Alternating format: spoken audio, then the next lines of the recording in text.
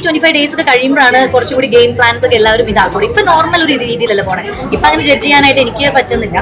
നിലവിൽ എല്ലാവരും പറയുന്നത് അനീഷിന്റെ ഗെയിം ഭയങ്കരമായിട്ട് അങ്ങനെയാണോ പറയണത്? ഓ അങ്ങനെ. അത് അനീഷ് ആഴ്ച ബിഗ് ബോസിൽ എന്റെ ബെസ്റ്റ് ഫ്രണ്ട് ഷാനവാസ് ഉണ്ട്, പിന്നെ എന്റെ ഫ്രണ്ട് അനുമോൾ ഉണ്ട്, രേണു ഉണ്ട്, ശരത് ഉണ്ട്.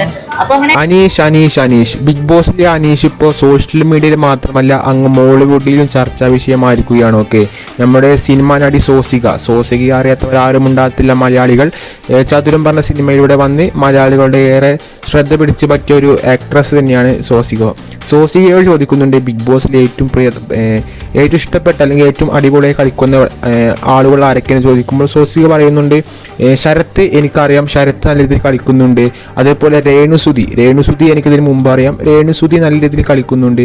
ഇപ്പോൾ ഷാനവാസ് എൻ്റെ ഫ്രണ്ടാണ്, ഞങ്ങൾ ഒരുമിച്ചൊക്കെ ഒരുപാട് സെറ്റിൽ അഭിനയിച്ചിട്ടുണ്ട്. അതുകൊണ്ട് തന്നെ ഷാനവാസും ഇപ്പോൾ അത്യാവശ്യം നല്ല രീതിയിൽ കളിക്കുന്നുണ്ട്. ഒക്കെ അപ്പോൾ ചോദിക്കുന്നുണ്ട് അനീഷോ, എല്ലാവരും പറയുന്നത് അനീഷിൻ്റെ ഗെയിമാണ് ഇപ്പോൾ അടിപൊളി എന്നാണ്.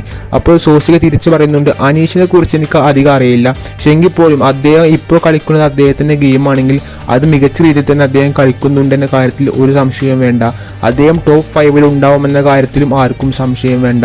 കൂടെ ഷാനവാസും രേണുവും ഏറ്റവും മികച്ച രീതിയിൽ കളിക്കുന്നുണ്ടെന്നാണ് സോസിക പറയുന്നത്. നിങ്ങളുടെ അഭിപ്രായം കമൻറ്റ് ചെയ്യൂ.